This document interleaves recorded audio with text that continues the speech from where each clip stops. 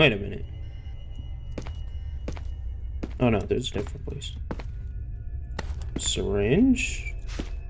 More notes. More notes. But nothing happened. Okay.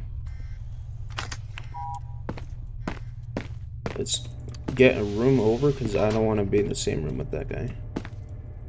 Because last time he went through the door. He pressed the button. He went through the door. Let's look at the door in case if it opens up again. Note from nobody number 2. They said I was crazy, but the truth is we're all crazy. I always knew there were other dimensions, better than the one we live in. Is there anything more terrifying than a world where monsters tear people apart? But I believe in a good. I believe there is a place to escape. A place where they can't get you. Best wishes, nobody. Yeah, what is that, a light bulb? Kind of looks like a light bulb. SCP-914, the Clockworks. Containment class safe. Disruption class of lamb.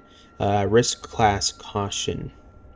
SCP-914 is to be kept in research cell something with 2 guard personnel on duty at all times. Any researchers entering blank are to be accompanied by at least 1 guard for the entirety of testing. A full list of tests to be carried out must be given to all guard personnel on duty. Any deviation from this test will result in termination of testing, forcible removal of personnel from something, and formal discipline at site command's discretion. Description: SCP-914 is a large clockwork device weighing several tons and covering an area of 18 square meters, consisting of screw devices, belt, pulley gears, springs, and other clockwork. It is incredibly complex, consisting of over 8 million moving parts, comprised mostly of tin and copper, with some wood and cloth items observed. Observation and probing have showed no electronic assemblies or any form of power other than the mainspring under the selection panel. 2 large booths, something, are connected via copper tubes to the main body of SCP-914, labeled intake and output. Between them is a copper panel with a large knob with a small arrow attached.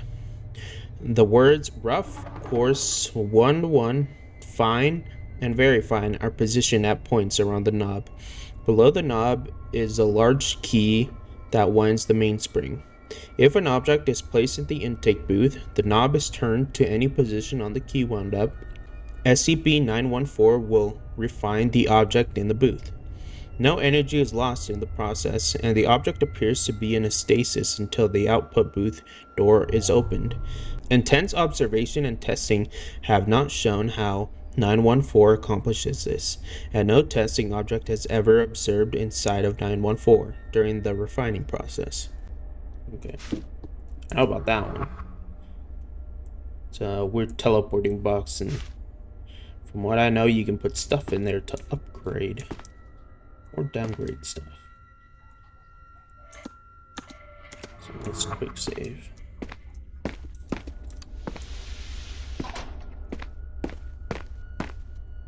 Ooh. Skull. Close the door to the skull. Oh, there's a skull.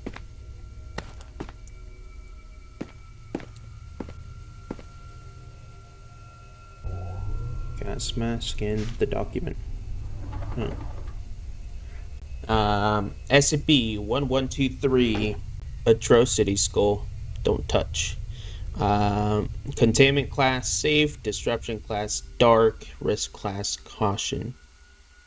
Special containment procedures. To prevent degradation of SCP-1123 and its markings, it is to be kept in a hermetically sealed container in an argon gas atmosphere. when not being tested. During testing and storage, light exposure should be limited to 50 lux, temperatures between 20 and 24 degrees Celsius, and relative humidity at 55%. SCP-1123 should only be transported in its container and should not be handled except during a controlled experiment. 1123 is a human skull missing the lower mandible and its teeth. Across the exterior squama frontalis is modern Kemper script, written in human blood, that translates as "remember." Subject at a distance of 1 meter will often report anomalous sensory phenomena, including smells, sounds, and tactile responses. When subjects touch the surface of 1123, they will experience a dissociative fugue state. Initiation of the fugue state appears instantaneous, and it is not affected by sensation of contact with 1123. Symptoms of the fugue persist for something minutes to something hours. The fugue is characterized by confusion, disorientation, and adoption of a new identity and memories, which consist of knowledge, including language, previously known to the subject. During the fugue, the subject will lose all memories of their prior identity. Subjects have shown various reactions to this, ranging from near catatonic to attempts to escape or attack Foundation personnel. As the fugue state subsides, the subject will regain memories of their prior identity, but will also retain memories of the new imprinted identity and all knowledge associated with it. Subjects have said that it was as if they lived an entire other life as some other person in the period between touching 1123 and recovering from the fugue. Okay. So a skull that makes you think you're someone else. That you basically lived their entire life when you touch it. I'm gonna touch it. God damn it. My keycard doesn't let me fucking enter anything. Feeling I should save here.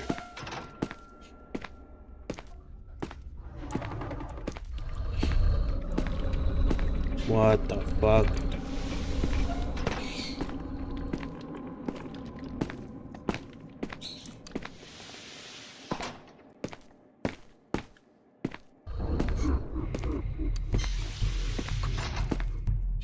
A little bear.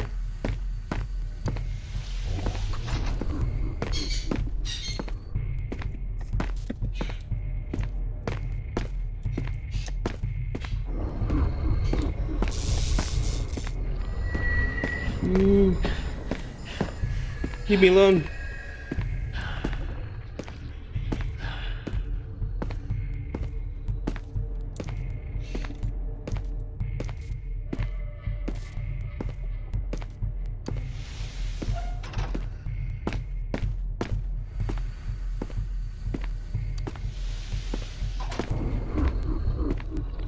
You motherfucker, dude. Bro.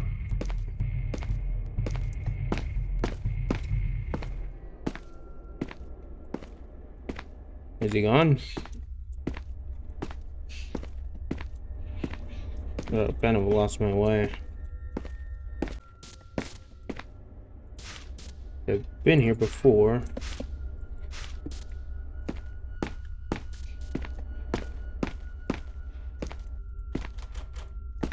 Wait a minute. Oh, I'm back at the beginning.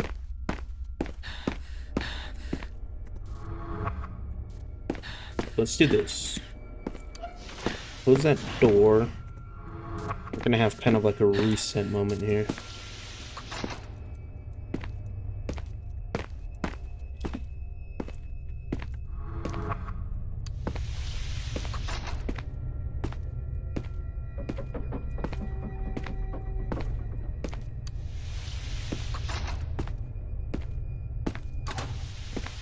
Yeah, the last time I was there, that statue, the weeping angel, went in there.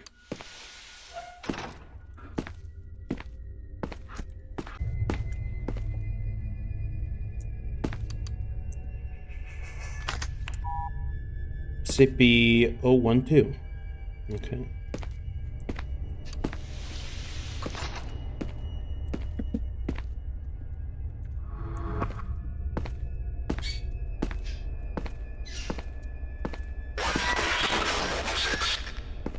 scared the shit out of me, dude.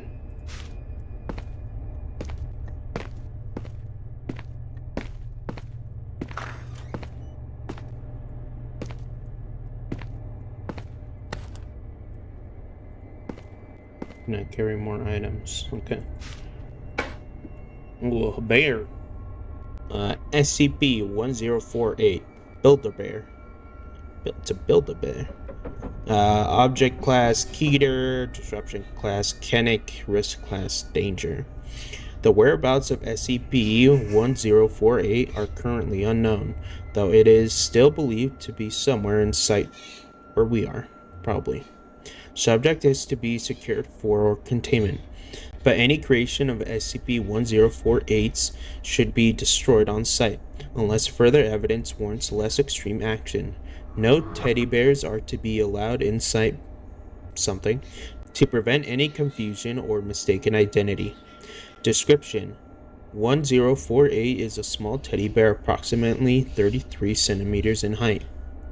Though testing composition of the subject reveals no unusual qualities that make it discernible from a non-sapient teddy bear. Subject is capable of moving of its own accord and communication through a small range of gestures.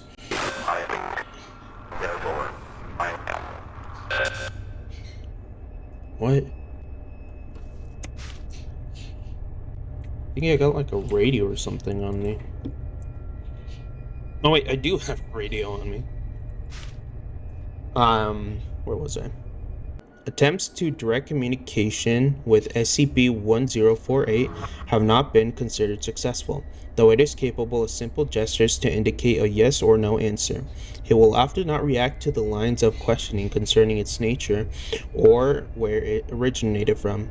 It is not known if this is because SCP-1048 simply does not know the answers or because it does not want to answer.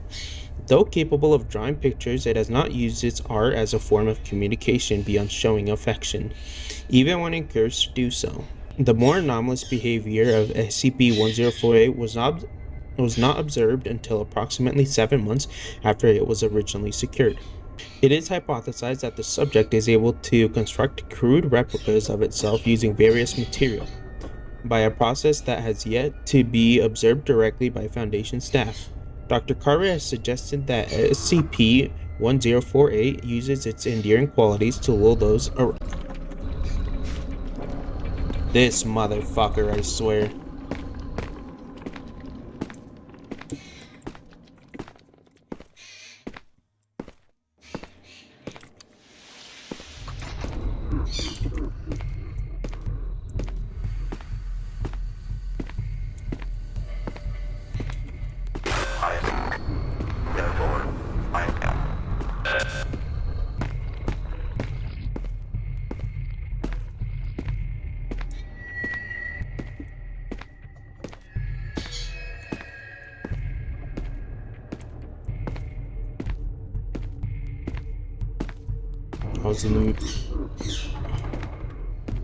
I was in the middle of reading, you son of a bitch.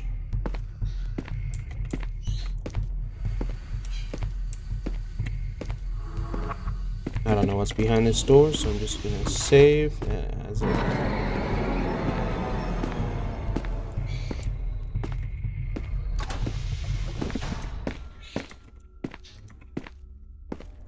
No, I think it's done. Quick save. Alright.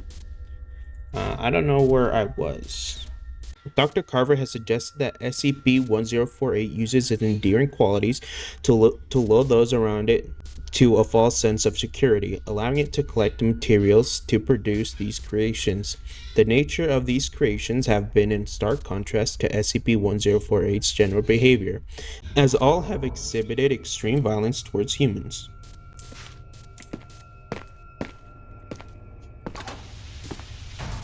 Okay.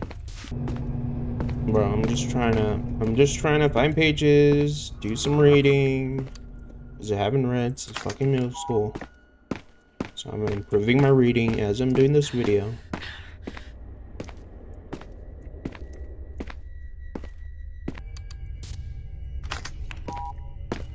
Damn, I gotta get a better keycard. Ooh. This The shortest way out is through the southeast wing. Follow me.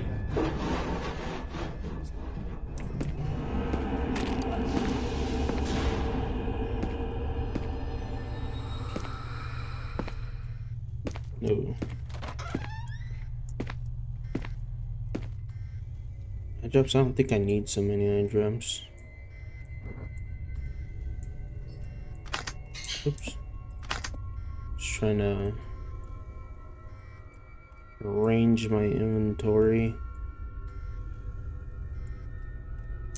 And that works. What's this? Another key card. I don't need that.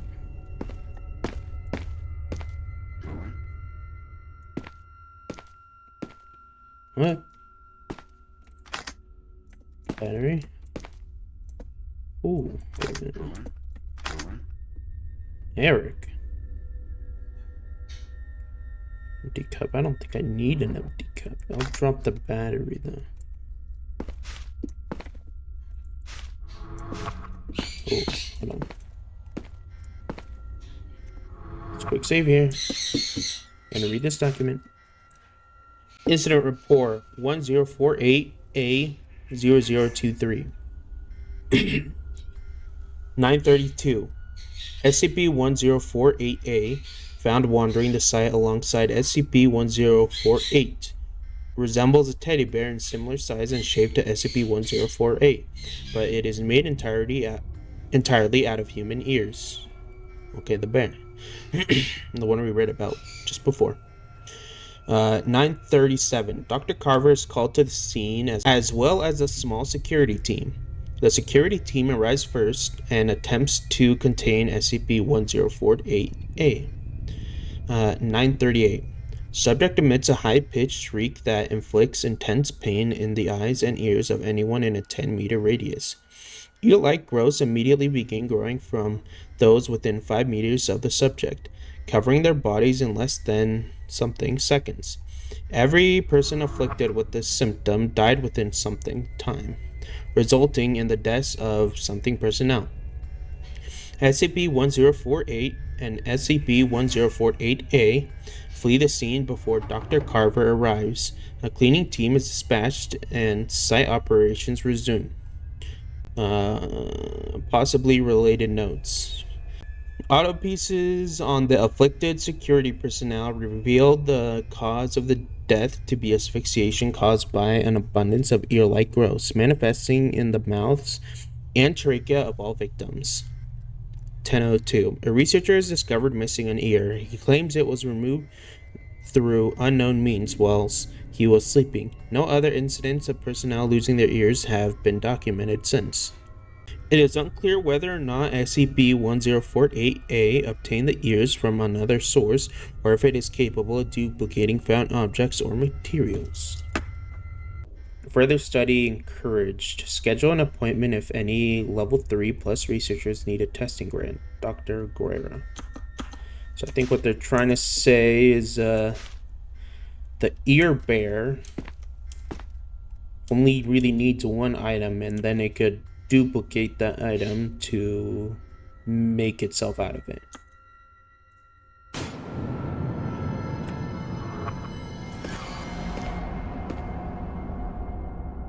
Stop hiding. What do you mean stop hiding?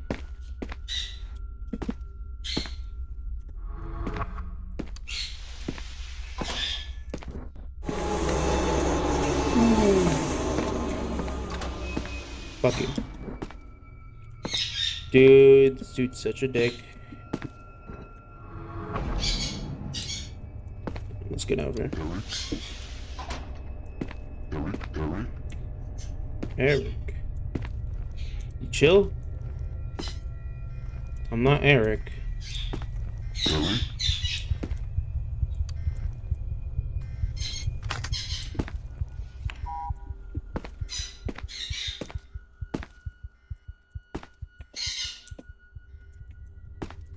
Key.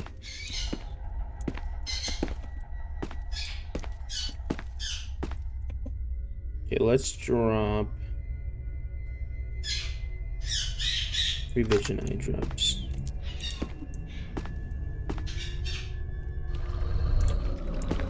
This motherfucker, dude.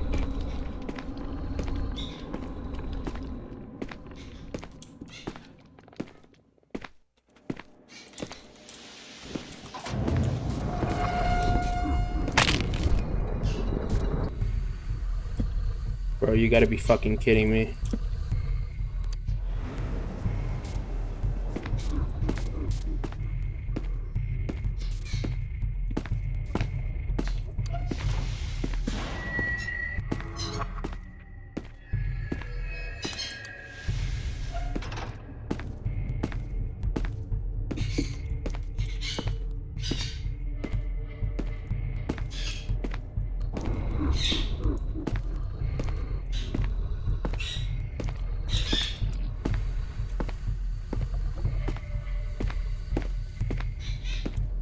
I kind of outpace him just by walking.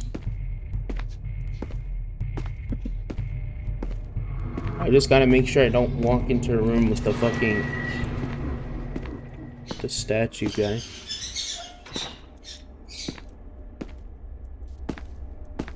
Okay. The dude left.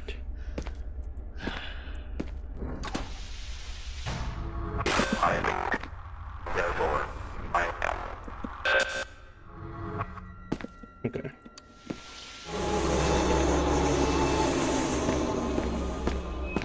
I hate that guy.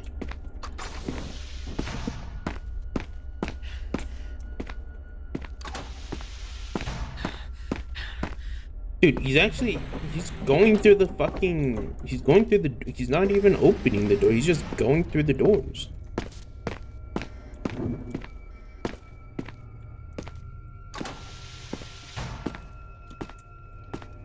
Let's go back with the eye meatball.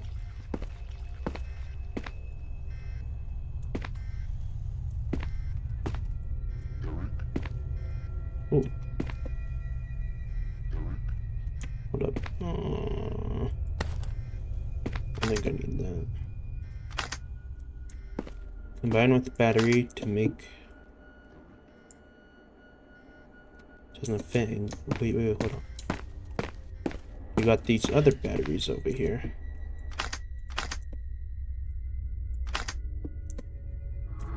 Hold on to this battery. Oh, dude, huge.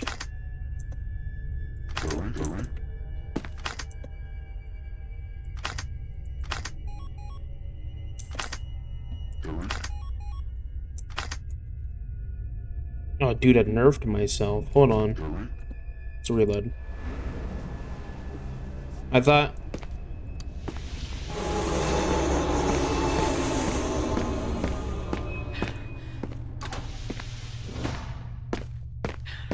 that when I put the battery in the device, it would, like, stack. Except that's not how batteries work.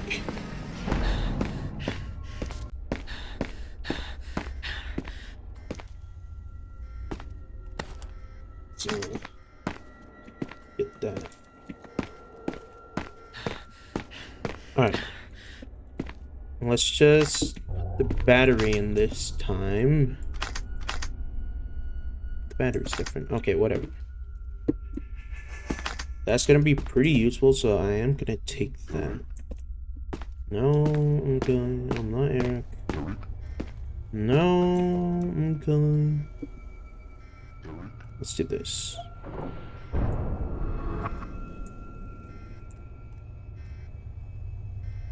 Yeah, that seems about good. Oh, whoa. I didn't realize.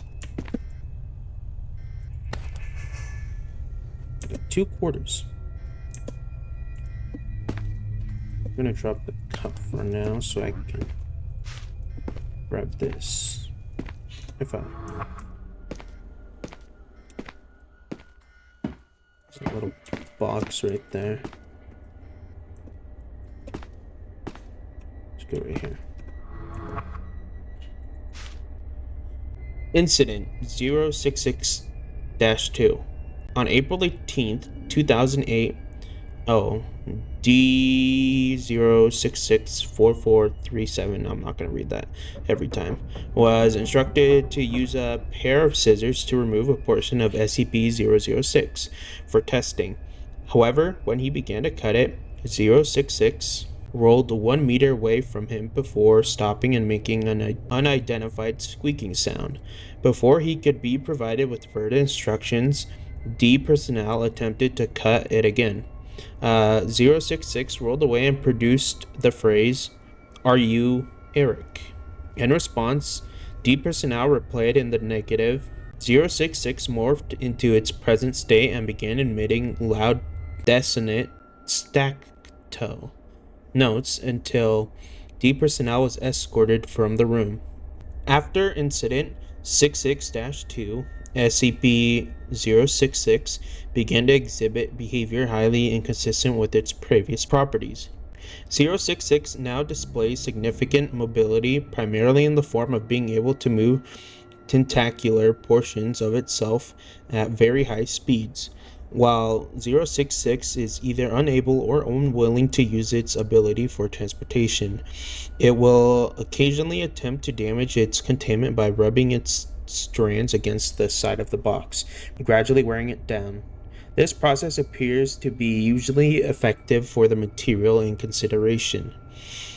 Additionally, SCP-066 will automatically produce notes and effects in the presence of any human, regardless of whether that human interacts with SCP-066.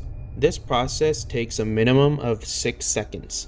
With the aftermath of Incident 662, effects produced by 066 have included: a single bee was released near the containment, stinging 4436 before flying away.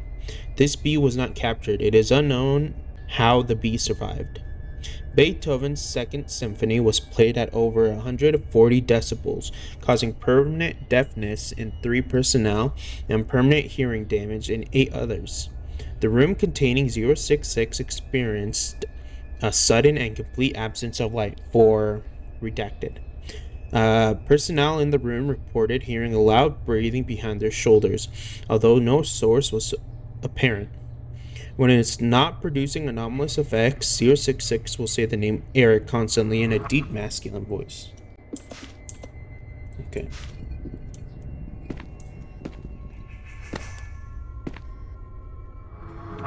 So there's the Eric meatball.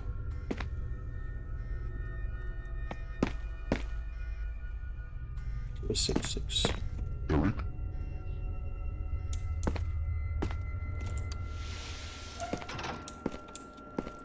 Just chill out, my dude.